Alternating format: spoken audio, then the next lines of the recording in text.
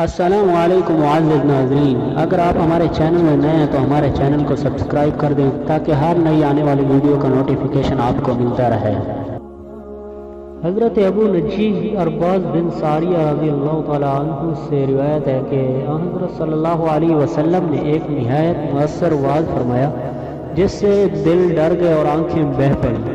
ہم نے عرض کیا، یا رسول اللہ صلی اللہ علیہ وسلم، یہ تو گویا الوداعی وعظ ہے، پس آپ صلی اللہ علیہ وسلم ہمیں وصیت فرما دیں۔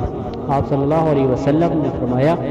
میں تمہیں اللہ سے ڈرنے اور بات کو سننے اور ماننے کا حکم دیتا ہوں، خواہ تم پر کسی حبشی غلام کو امیر مقرر کیا جائے، اور ثانی یہ ہے کہ جو شخص تم میں سے میرے بعد زندہ رہے گا وہ بہت سے اختلافات دیکھے گا، پس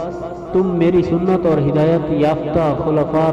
خلفائے راشدین رضی اللہ عنہم اجمعین کی سنت کو لازم پکڑو۔ اس سنت کو کچلیوں سامنے کے دو دانت سے مضبوط پکڑو اور دین میں نئے نئے کام ایجاد کرنے سے بچو، اس لیے کہ ہر بدعت گمراہی ہے۔